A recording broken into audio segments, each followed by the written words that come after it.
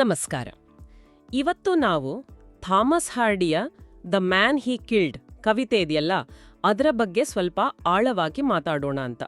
ಇದು 1902ರಲ್ಲಿ ಬರೆದದ್ದು. ಅಂದ್ರೆ ಆ ಎರಡನೇ ಬೋಯರ್ ಯುದ್ಧ ಮುಗಿದ ತಕ್ಷಣ.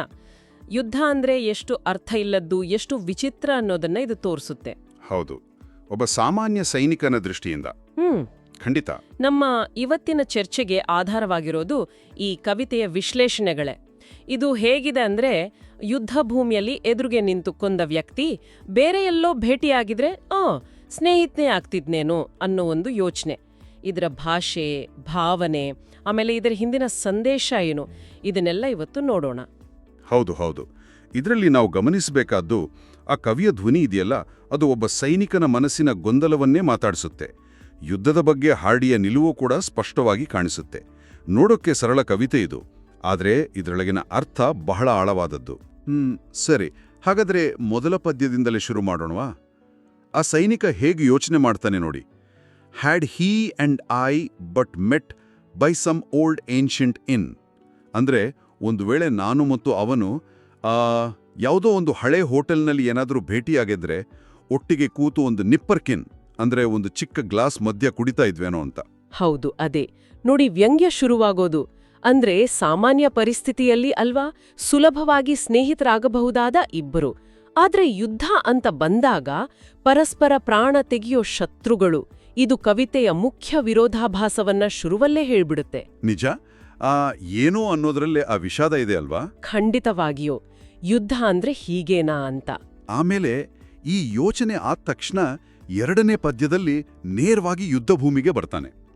ಅಲ್ಲಿ ಹೋಟೆಲ್ ಇಲ್ಲ, ಸ್ನೇಹದ ಮಾತೇ ಇಲ್ಲ. ಬದಲಿಗೆ ರೇಂಜ್ಡ್ ಆಸ್ ಇನ್ಫೆಂಟ್ರಿ ಅಂದ್ರೆ ಪದಾತಿ ದಳದವರಾಗಿ ಮುಖಾಮುಖಿ ನಿಂತು ಒಬ್ರು ಇನ್ನೊಬ್ರು ಮೇಲೆ ಗುಂಡು ಹಾರಿಸ್ತಾರೆ. And staring face to face I shot at him as he at me and killed him in his place. ಇವನು ಕೊಂದ. ಇಲ್ಲಿ ಭಾಷೆ ಎಷ್ಟು ನೇರವಾಗಿದೆ ನೋಡಿ, ಯಾವುದೇ ಅಲಂಕಾರ ಇಲ್ಲ. I shot him dead because ಅಷ್ಟೇ.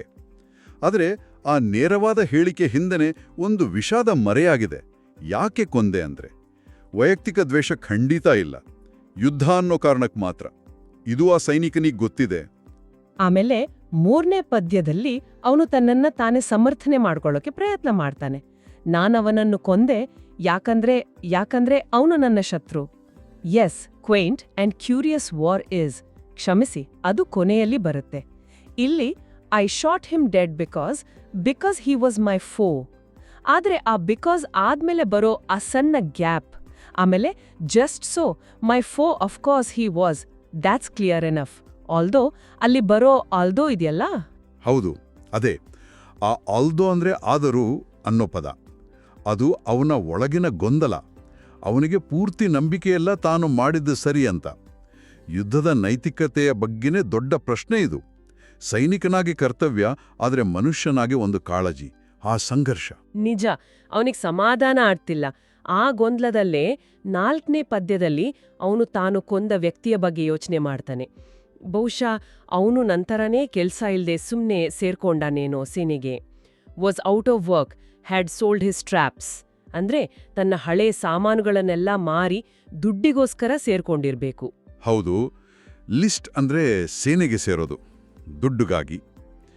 ಇದು ನೋಡಿ ಹಾಡಿಯ ಸಹಾನುಭೂತಿ, ಸಾಮಾನ್ಯ ಸೈನಿಕರ ಪರಿಸ್ಥಿತಿ ಹೇಗಿರುತ್ತೆ ಅಂತ.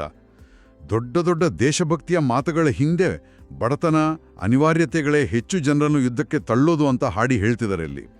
ಇದು ಒಂದು ಸಾಮಾಜಿಕ ವಿಮರ್ಶೆ ಕೂಡ. ತುಂಬಾ ನಿಜವಾದ ಮಾತು. ಇನ್ನು ಕೊನೆಯ ಪದ್ಯ ಇಲ್ಲಿ ಬರುತ್ತೆ ಆ ಸಾಲು, yes, quaint and curious war is. ಅಂದ್ರೆ ಯುದ್ಧ ಅನ್ನೋದು ಎಷ್ಟು ವಿಚಿತ್ರ, ಕುತೂಹಲಕಾರಿ ಅಂತ. You shoot a fellow down, you treat if met where any bar is, or help to half a crown. ಶಾಂತಿ ಕಾಲದಲ್ಲಿ ಸಿಕ್ಕಿದ್ರೆ ಕಷ್ಟದಲ್ಲಿದ್ದ ಅವನಿಗೆ ನಾನೇ ಸ್ವಲ್ಪ ದುಡ್ಡು ಕೊಟ್ಟು ಏನೋ ಸಹಾಯ ಮಾಡ್ತಿದ್ನೇನೋ, ಆದ್ರೆ ಈಗ ಯುದ್ಧದಲ್ಲಿ ಅವನನ್ನ ಗುಂಡಿಟ್ಟುಕೊಂಡಿದ್ದೀನಿ. ಎಂಥ ವಿಚಿತ್ರ ಅಲ್ವಾ? ಅದೇ ಕವಿತೆಯ ಸಾರಾಂಶ. ಯುದ್ಧ ಅನ್ನೋದು ತರ್ಕಕ್ಕೆ ನಿಲ್ಕದ್ದು, ಅಮಾನವೀಯ. ಅದು ಸಾಮಾನ್ಯ ಒಳ್ಳೆ ಮನುಷ್ಯರನ್ನೇ ಒಬ್ರನ್ನೊಬ್ರು ಶತ್ರುಗಳ ಥರ ನೋಡಿ ಕೊಲ್ಲುವ ಹಾಗೆ ಮಾಡುತ್ತೆ. ಹಾಡಿ ಇದನ್ನ ಸರಳ ಮಾತುಗಳಲ್ಲಿ ಒಬ್ಬ ಸೈನಿಕನ ಧ್ವನಿಯಲ್ಲಿ ಅಂದ್ರೆ ಡ್ರಾಮ್ಯಾಟಿಕ್ ಮೊನೊಲಾಗ್ ಶೈಲಿಯಲ್ಲಿ ಬಹಳ ಪರಿಣಾಮಕಾರಿಯಾಗಿ ಹೇಳಿದ್ದಾರೆ. ಹೌದು. ಒಟ್ಟಿನಲ್ಲಿ ಹೇಳೋದಾದ್ರೆ ಈ ದ ಮ್ಯಾನ್ ಹೀ ಕಿಲ್ಡ್ ಕವಿತೆ ಏನಿದೆ ಇದು ಯುದ್ಧದ ವ್ಯರ್ಥತೆಯನ್ನ ಹೇಳುತ್ತೆ. ಶತ್ರುವಂತ ಯಾರನ್ನ ಕರಿತೀವೋ ಅವರಲ್ಲೂ ನಮ್ಮ ಹಾಗೇನೇ ಮಾನವೀಯತೆ ಇದೆ ಅನ್ನೋದನ್ನ ತೋರಿಸುತ್ತೆ. ಆಮೇಲೆ ಯಾವುದೇ ವೈಯಕ್ತಿಕ ಕಾರಣ ಇಲ್ದೆ ಇನ್ನೊಬ್ರನ್ನ ಕೊಲ್ಬೇಕಾದಾಗ ಬರುವ ಆ ನೈತಿಕ ಗೊಂದಲವನ್ನ ಬಹಳ ಚೆನ್ನಾಗಿ ಹಿಡಿದಿಟ್ಟಿದೆ. ಹೌದು, ಹಾಡಿ ಬಳಸಿದ ಆ ಭಾಷೆ ಇದೆಯಲ್ಲ, ತುಂಬ ಸರಳ, ಆಳು ಮಾತಿನ ಹಾಗೆ. ಆ ಸೈನಿಕನ ಮಾತುಗಳಲ್ಲಿ ಒಂದು ಅಸಹಾಯಕತೆ ಇದೆ. ಯಾವುದೇ ಆರ್ಭಟ ಇಲ್ಲದೆ ಯುದ್ಧದ ಕ್ರೂರತೆಯನ್ನ ಇದು ಮನಸ್ಸಿಗೆ ಮುಟ್ಟಿಸುತ್ತೆ. ನಿಜಕ್ಕೂ ಸಾಹಿತ್ಯದ ಶಕ್ತಿ ಇದು. ಕೇಳುಗರಿಗೆ ಒಂದು ಕೊನೆಯ ಯೋಚನೆ ನಾವು ಬಿಟ್ಟು ಹೋಗಬಹುದು ಅನ್ಸುತ್ತೆ. ಹಾರ್ಡಿ ತೋರಿಸುವ ಈ ಸಾಮಾನ್ಯ ಸೈನಿಕನ ನೋಟ, ಅವನ ಗೊಂದಲಗಳನ್ನ ನಾವು ಅರ್ಥ ಮಾಡಿಕೊಂಡ್ರೆ ಅದು ಇತಿಹಾಸದ ಘಟನೆಗಳನ್ನ ಅಥವಾ ಈಗ ನಡೀತಿರೋ ಸಂಘರ್ಷಗಳನ್ನ ನಾವು ನೋಡೋ ರೀತಿನೇ ಏನಾದ್ರೂ ಬದಲಾಯಿಸಬಹುದಾ? ಖಂಡಿತವಾಗಿಯೂ ಯೋಚಿಸಬೇಕಾದ ವಿಷಯ.